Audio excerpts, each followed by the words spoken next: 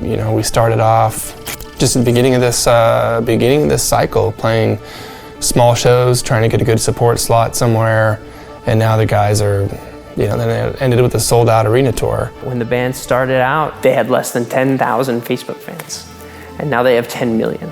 Fame and success, it changes everything about your life. You know, every time you go into a restaurant now, like someone's gonna be looking at you like, you know, you can never really turn it off if you go outside, you know, so like, you know, it changes your whole entire life. So like, you know, I remember actually sitting down with Dan and talking about this, you know, early on, you know, just if we do the things we wanna do, how much that could really affect your everyday life.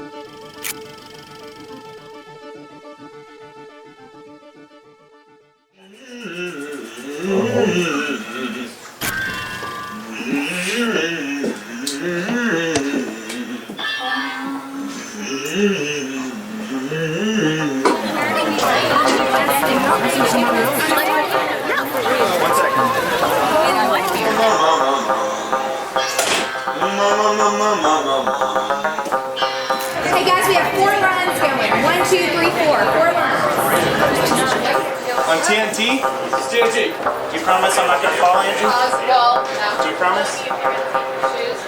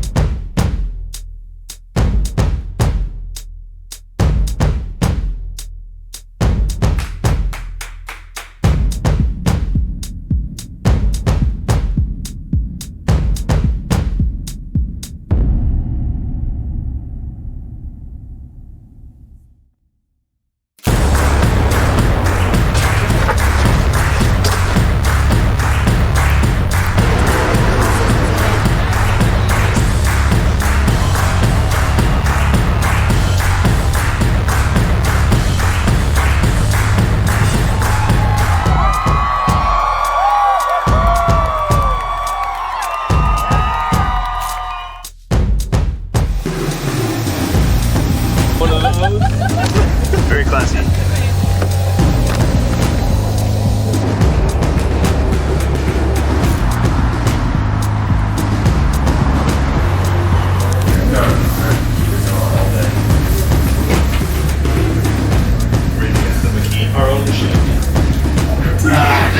I will deliberately slow the thing down out of rage if you taunt me.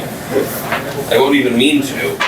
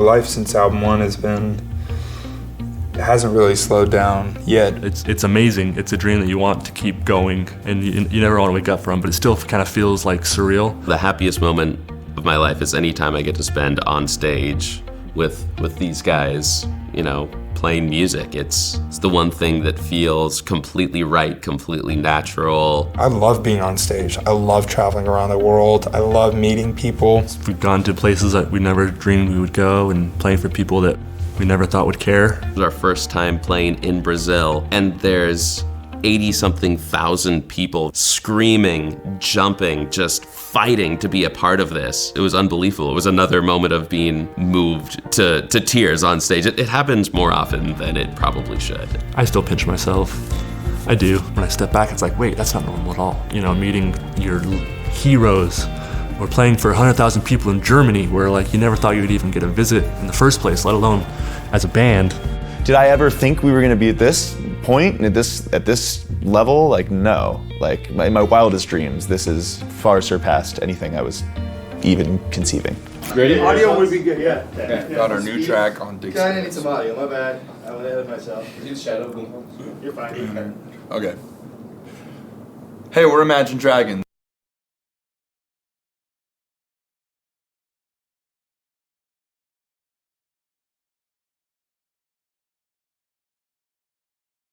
Dragons. Click the banner and listen to our new track on Digster Hits. Hey, we're Imagine Dragons. Click the banner and check out our new track on Digster Fresh. Click the banner and listen to our new track on Digster. Listen to Digster Hits to listen to Digster. Digster Hits to discover new music from our album. Okay. Listen to Digster Hits. Busted. Click the banner and check out our new track on Digster. Okay. I actually messed it up. It wasn't even you. Hey, Germany. We're Imagine Dragons. Check out Digster. Sorry. Big tickle on my nose there. Oh my gosh. Check out Digster's Mega Hits playlist. Hey Germany, we're Imagine Dragons. Hey Finland, hey Italy, hey Denmark, hey Portugal, hey Spain, hola amigos, hey Australia, massive news. We're coming to you this March and we can't wait. See you down under. Do you want to do it one more time, just a little more? Yeah. You want me to say a little more natural, massive news. That's like something I would never say. I feel like someone was trying to write that in like an Australian way, like massive news. That's exactly what's happening there. You can word it however you want. Hey Australia, we're Imagine Dragons, and we are coming to see you this March. We're extremely excited and can't wait. We'll see you down under.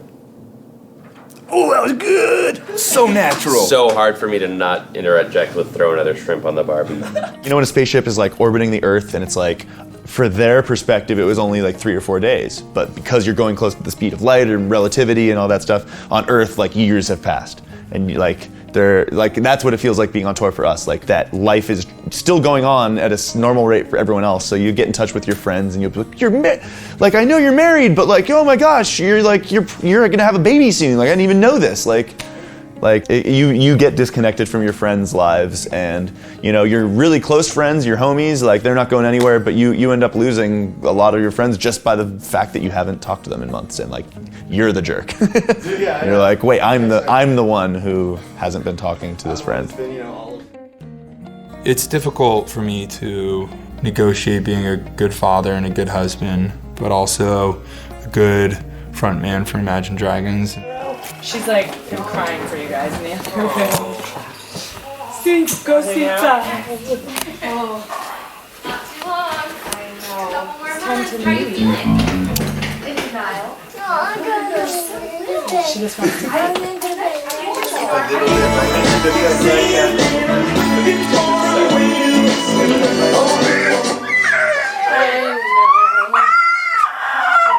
Yeah. Here. Bye, guys. again. Thank you. Say bye-bye. Bye-bye, Kitty.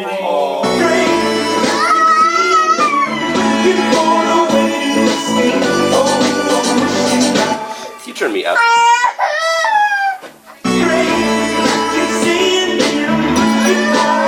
I like that too. I don't like it that much. We'll need one more, and then.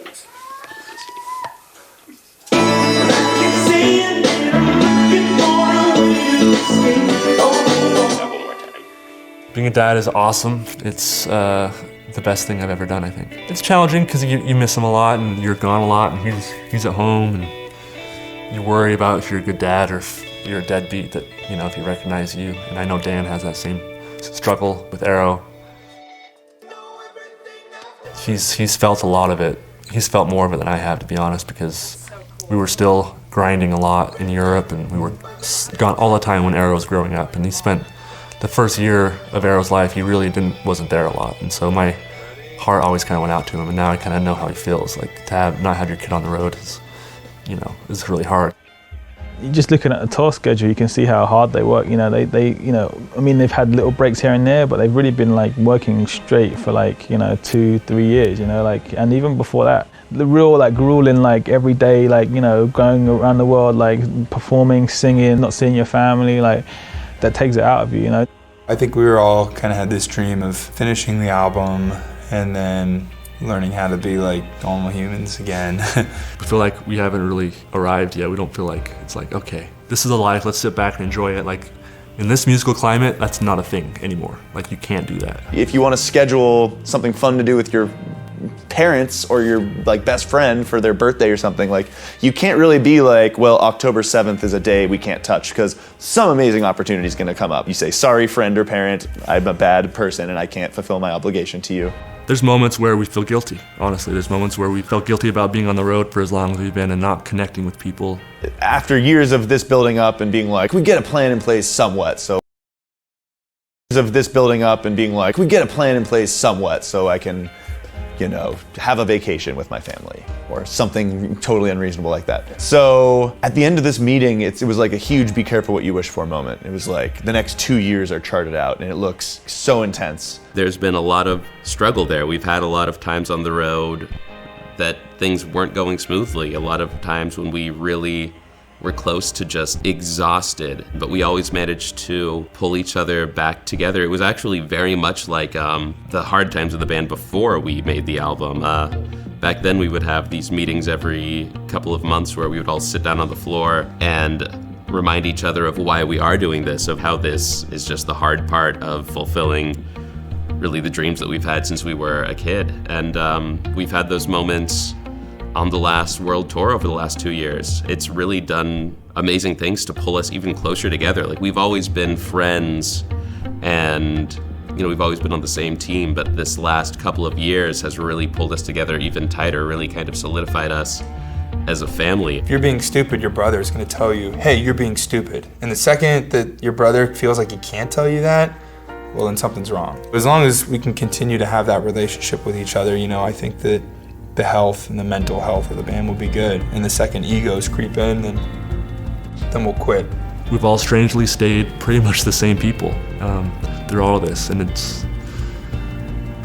I think that's what we're like pop stars or like other bands maybe get into trouble, is because like they don't have those people that keep them in check, and they don't have people that keep them grounded. I think our band does a pretty good job of not letting it ever get to the point where anyone can be a diva, because like, hey, it's remember me, like I was the one that like pulled you out of that canal when you fell in, like, or I'm the one with you when I got electrocuted on stage. Every time I would touch the string of my guitar, I would get electrocuted. Like, that was me.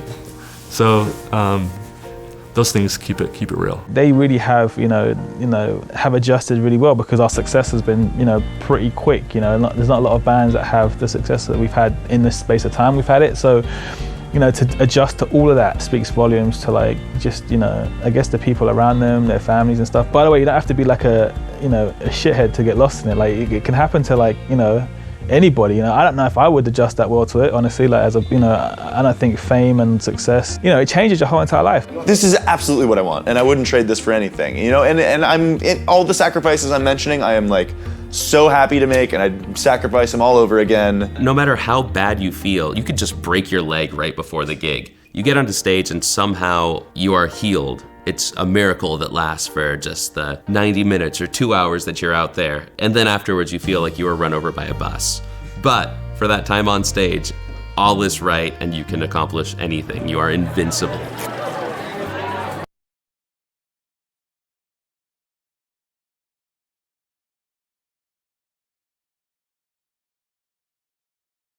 Really have a lot to say tonight. I don't really know how to put it into words. I don't know what to say. To be perfectly honest with you, to be here tonight, this means a lot to us. It means so much to us.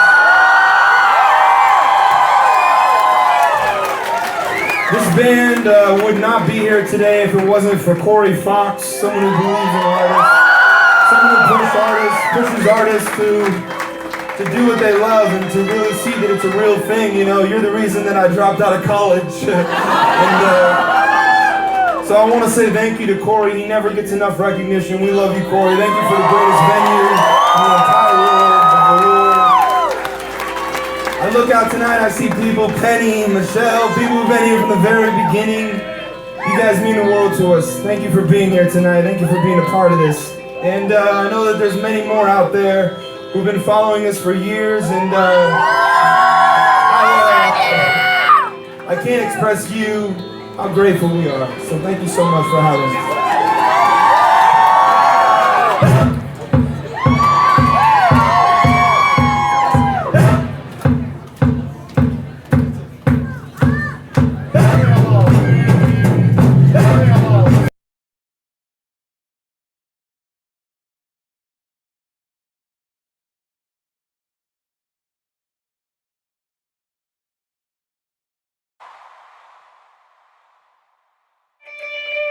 Let's try recording that. I might do a few guitars just to make sure I have the right guitar. You want me to deal the yeah. album?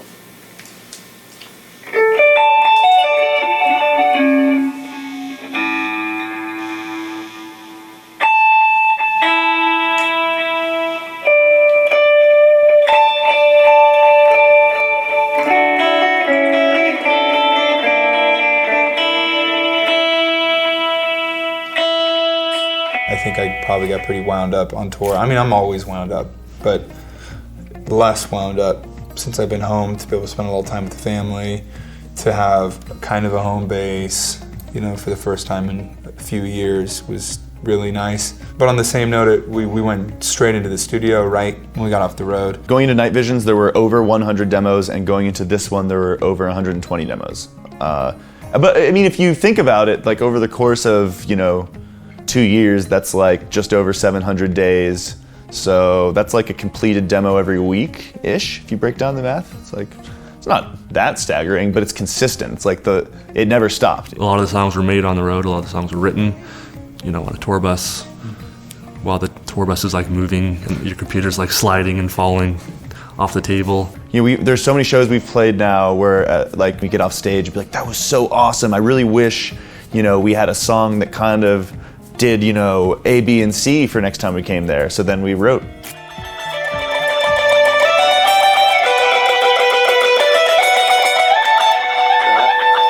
I would send Dan little snippets of guitar parts probably every couple days, like a different idea that started on guitar. You know, I know Shots was simple guitar. Well, then he takes that little idea, puts it into his program, and then writes a whole song based on these little riffs. Am I out of touch? Am I out of my place? When I keep saying that I'm looking for an empty space. Oh, I'm wishing you're here, but I'm wishing you're gone. I can't have you and I'm only gonna do you wrong. Oh, I'm gonna mess this up. Oh, it is just my luck. Over and over and over again. It's like we didn't put a lot of thought into like what do we want this album to sound like?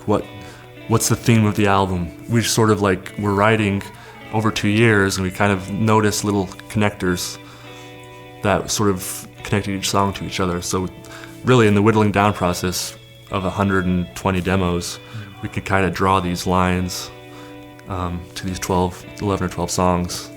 Smoke and Mirrors is a very, very emotional album, and I think it's because it was written while our life was changing so much. It was written on the road when everything was blowing up in good ways and bad ways. You know, like things were blowing up for the band, but things also emotionally for me were blowing up in weird ways. For sure, Dan, I know he's had some hard moments personally for him, and I see those come out in certain lyrics that he writes. Especially, I remember we were in a hotel room in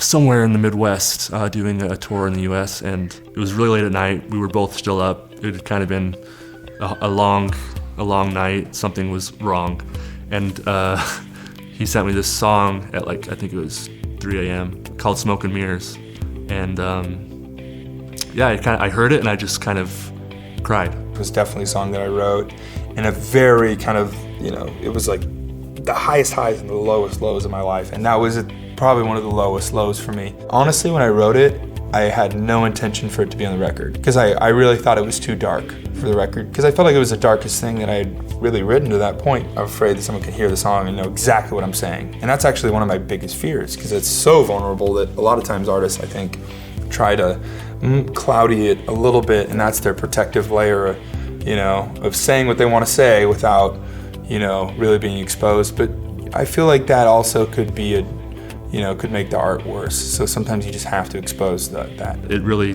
resonated with me, and what we were both kind of going through at that time as individuals, and what struggles we were having.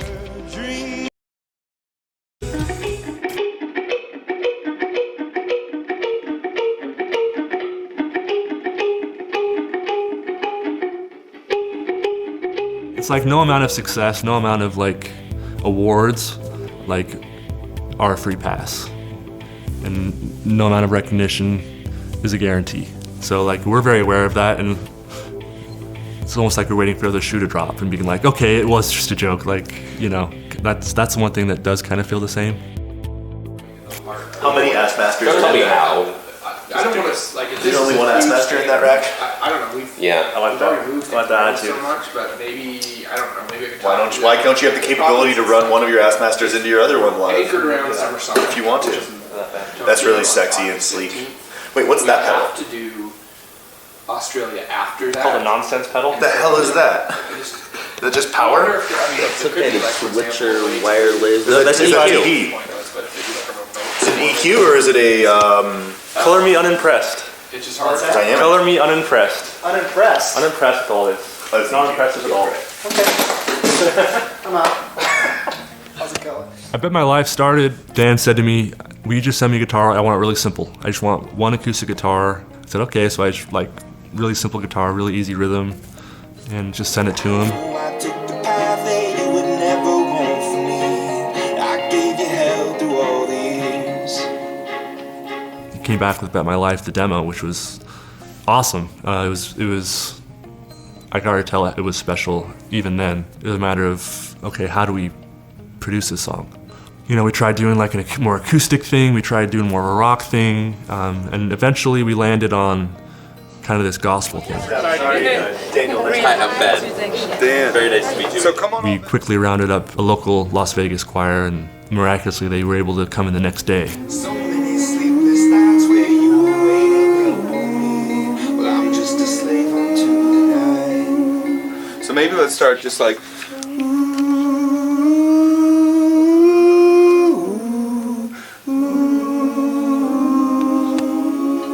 Yeah, pretty, and you can harmonize.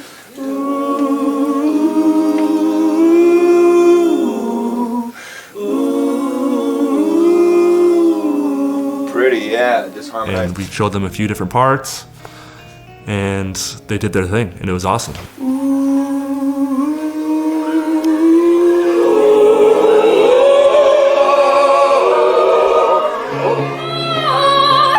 were able to sample the vocals, bring that whole element into it. It's just finally made the song glue together.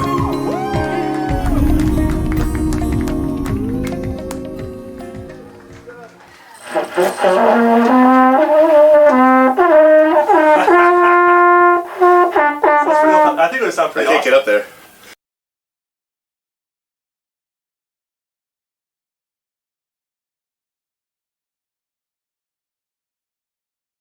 Well, this can hit, it's literally an octave below trumpet, so with this you can hit the note that you wrote, but on the normal trumpet you can't. Actually, I'm not confident you can even hit the lowest note in the bridge when you go all the way down to the C minor. Trombone probably can though. So, we'll see that.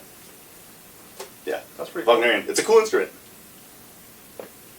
Wait, so what are we doing now? That's a bass trumpet? Yes. Pretty dope. You have to hold it like the Hamburglar. Yeah, get your plasma plane. So I canceled the trumpet player. He's not coming anymore. Yeah, exactly. Let's go. I got it, guys. Don't worry. I think what brought on the desire to get a studio was not bad experiences necessarily, but just being really tired of always being rushed in the studio. For every single thing that we've put out, which to the general public is just one record, but before that we put out 5 EPs. And each one of those was an investment of all our money that we had, and rushing in the studio, like so many bands were like to having no money, being totally broke, going on tour, making $1,500 and being like, okay, we have $1,500 to make a record. Let's look at these different studios. Okay, this one, how much is an hour? Oh my gosh, like we have 3 hours to record 3 songs. And it's like, all right, like drums, quick, all right, that's a good enough take. Like it's fine, like that's how we live. Baby, you can save my soul. 'Cause of all the things that I don't know. Maybe you can save my soul. No, he's so fed. This dude is so fed. Oh, what do you mean? He's level 11. Okay, take him, take him. Whoa, they got everybody here. They got everybody. We have everyone here too. Whoa! We have more. No. Run, Mac. Run like the wind. Oh. I was still like 12-2 the second game. Hey, I had a bad game my first game, bro. That's because my wife was sitting next to me and talking to me the whole beginning of the game. And then I tried to sneakily tell her, like, yeah, if you have a bad start, just everything goes wrong from there, which was a bad idea. She was like, why did you have a bad start? I was like, well, we were talking. She's like, oh, okay. I'm going to go to bed now. I was like, no, the talking, but it was... I loved the talking, though. The talking was the best part of the game. You can never get out of that one. And then she came back and watched, and she saw me beat you, and she was really happy about it. Oh, really? Yeah. So you actually coordinated with the No, team that part never happened. But admit it, both of us were like, okay, we're 1-1 now. We made the unconventional decision as a band to invest like all the money we had basically to build this house while we were on tour.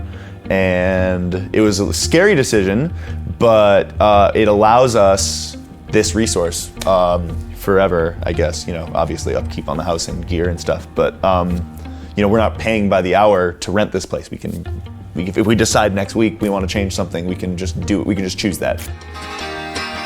Yeah. Bitchin'. Wait. Why don't we punch other things like that into this line?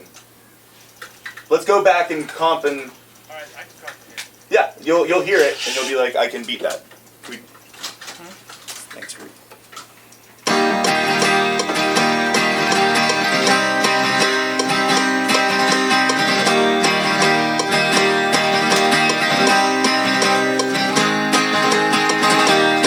I bet you can comp the second time I go through.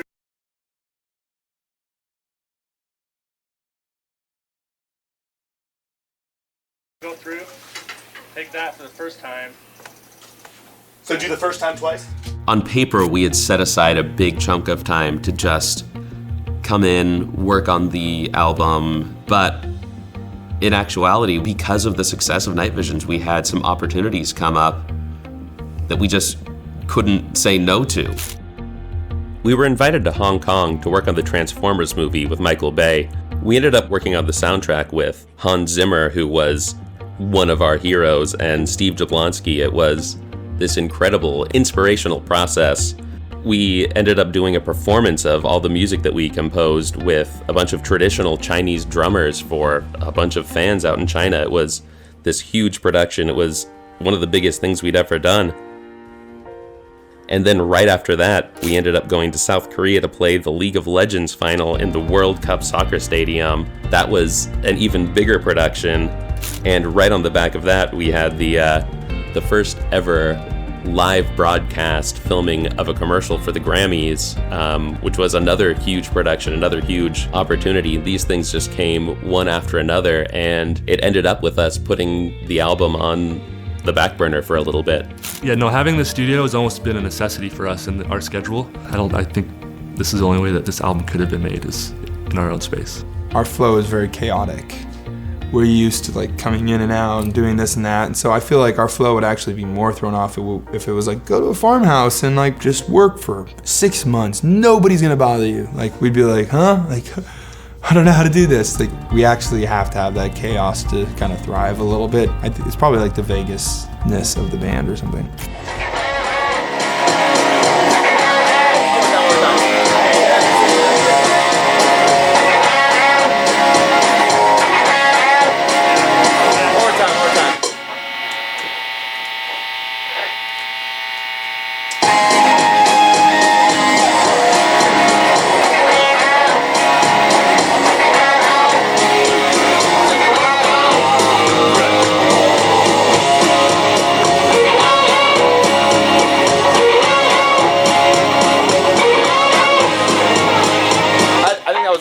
I really feel like the places we've been and the things we've experienced have made this album what it is, and it's really added a flavor that we didn't have before. It's kind of like the more you see the world, the more you realize you don't know anything about the world. As we've been creating Smoke and Mirrors, it's such a visual album. I don't want to say it's a darker album, but it's definitely a more emotional album than Night Visions. One of the first things we worried about with this album was making sure the cover was right, which is really strange because, I mean, I don't know if we even had a name of the album picked out, but we knew that what the vibe of the album was, and we needed the cover to be right. That's what people look at.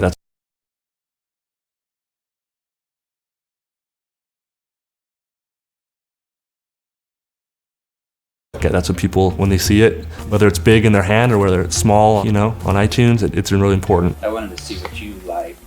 We came up with the idea of trying to find an artist that could create original artwork for each song. I don't know where to start.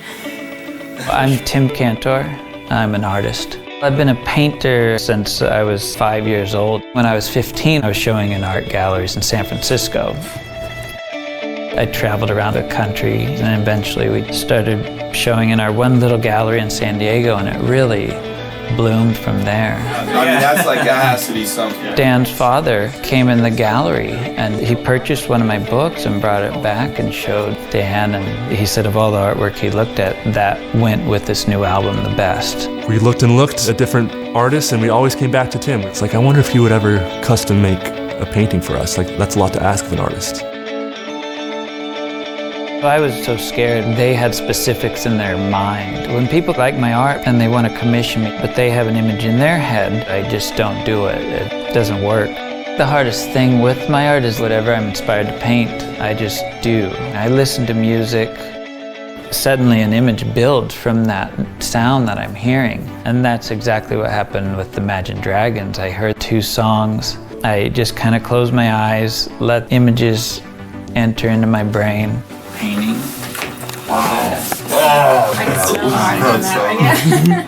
What's so nice is they're really open to letting me paint what images come into my mind from their music. He had like 20 drawings. The majority of them were things that he had already done previously to even meeting us. And I had never seen any of this old work. And he showed it to us and we just went through it all and we were like, I love all of this, but these 2 really resonate, you know?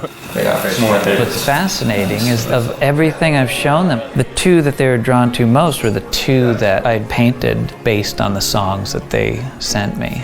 So there's something else going on that I can't explain. After the fact, he was just like, sat there, it was just like this weird moment of like Twilight Zone.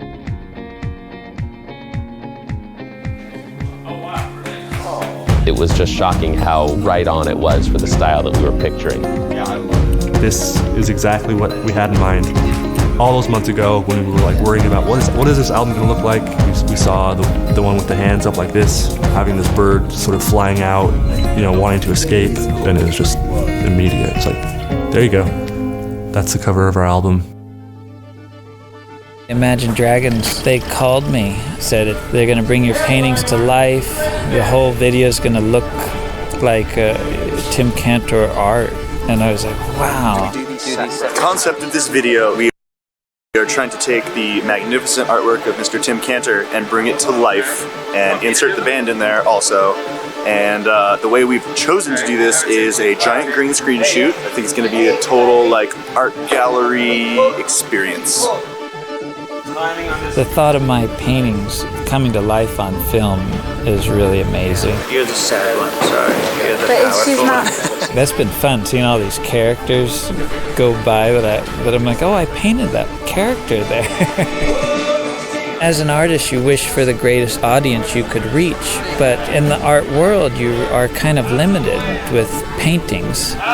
This is giving me that crossover to reach, millions and millions of people that would have never seen my art. And it's a dream. I don't even know how to explain it. It's beyond words.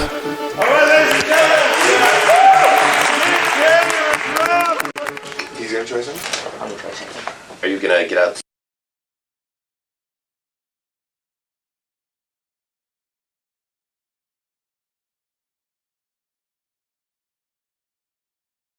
Get out the organizer? Yeah. What is the organizer? Oh, the organizer is what this song needs. Well, I'm gonna bet my life. Oh. Really? What is it? I want to know. You know, Organizer? Baby Keats. Bet my life sounds so good. Are we sure? Dan. I know. I just wanted to say that because I Don't knew be a it pissed you naysayer. off, bro. That's On the only bridge of my reason Bet My it Life? piss you off. Mr. Man? Huh? Bridge? Bridge. Sweet. Don't forget, you also got Cathedral and Pog. Pog could be sweet. You know the Baby Chief acoustic part that has the octave thing? It's gonna make it sound like this is playing through a radio in heaven and an angel's listening to it. Yeah. I don't know, man. I don't even think we should try it. I'm gonna punch you in the face. Let's do that. Move it back. There you go. Oh, I like that shine. I like the way those. I think I like the other way, actually. What if it was like constantly shifting? Yeah. So like in the peak of it, it would be up there.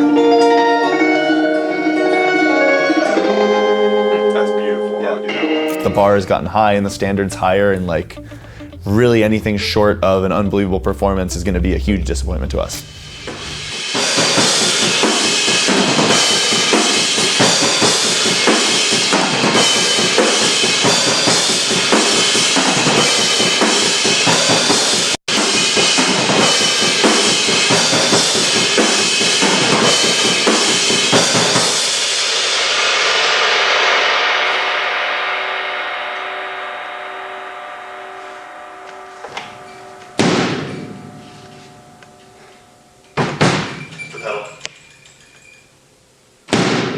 You won't have to cut me like that. It's always better.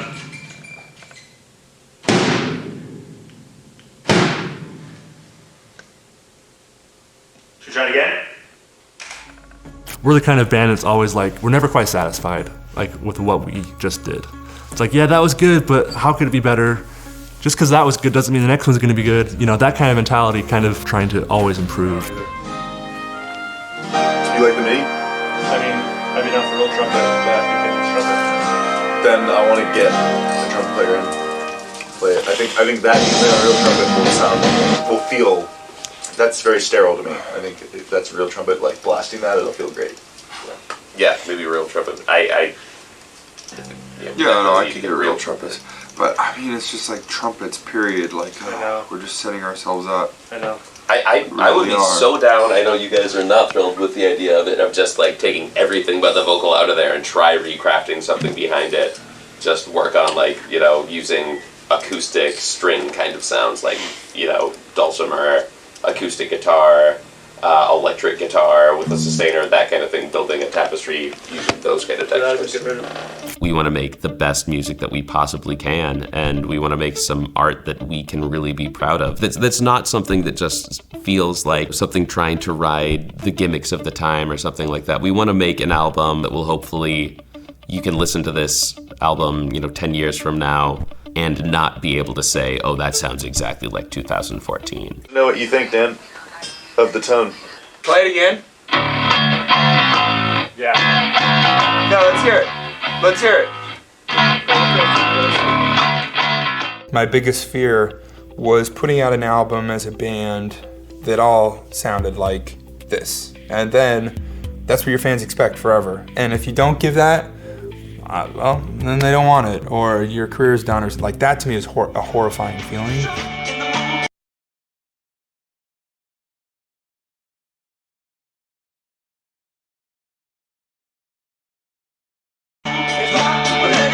Yeah. feels Hey good. guys. It hits a little. Yeah. Riot, they need I could replace just that first one if it's bothering you. They need tracks like today or tomorrow from Alex if they're going to start working on it at all. What do we want to do? You guys have thoughts about the... With regards to the version he just sent? Yeah, they want to have something that they can start building off of or working on, or at least be able to hear it and see where it's at. To be honest, I haven't listened to the version he sent. Oh!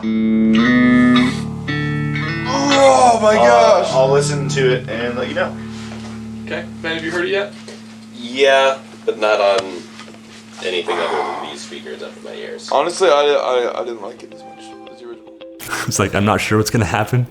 I don't know if people are gonna like it. I kind of have that same feeling. Strangely enough, I have almost the exact same feeling as I had last time. You know, if this album completely flops, we can still say we've been in this situation where we've got to play for so many people. Hundreds of shows for thousands and thousands and thousands of people. One common thread that I see is that a lot of fans will come up and say, you know, I listened to such and such song and it really meant, you know, this to me, and it helped me to see this, or it, you know, made me feel this. And that always is something, that to me is, you know, it always makes me feel like, okay, you know, it's all worth it. And, you know, you feel like you're creating something that has real meaning and depth and not just something to just have as background music. That's cool. Yeah. Ooh, Yeah, we met. So, we're down to these.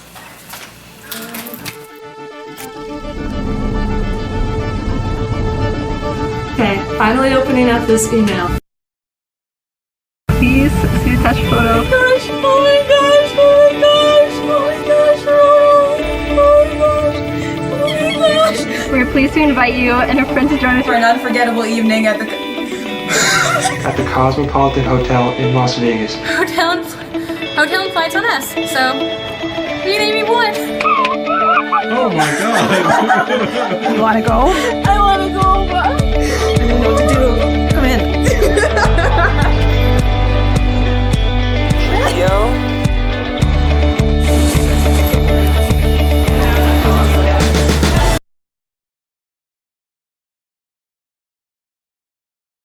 Germany and Korea and Canada.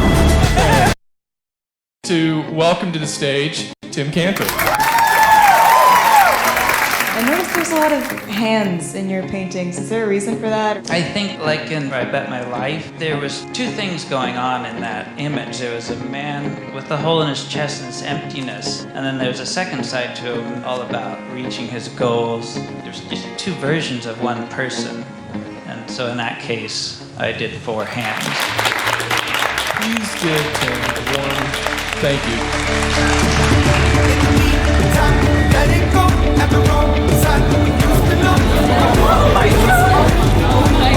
Baby, look at this.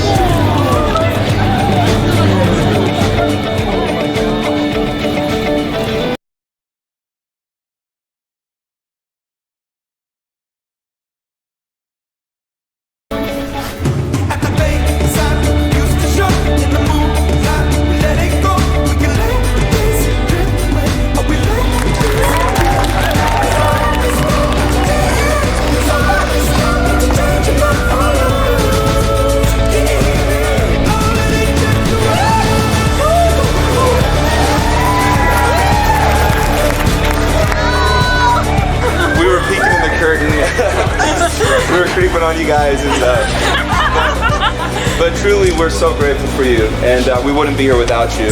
We want to invite you all to come to dinner with us now, but above all, we just wanted to say, you know, we hope you enjoyed the album, and we look forward to taking a minute to come around and meet all of you guys.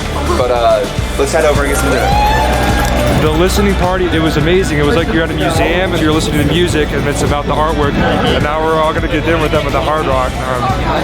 Top of the world, literally on top of the world right now. Just to be able to listen to the music with the artwork, can't even explain it, it was really cool. You connect more with them and their vision and like how they feel about their music. The album was really great. Everything they do is just magic. The album was amazing. We weren't expecting really it to be that good. It's 10 times better than what you had hoped for. And then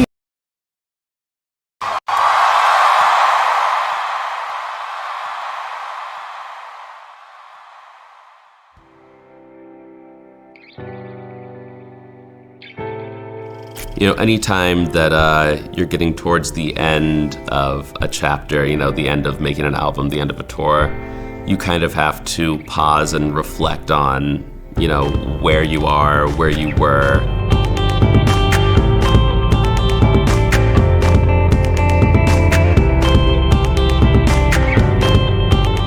I definitely have always wanted our music to lift people up. Even if the song or the subject matter isn't always positive or happy, like that doesn't mean that the message behind it can't be.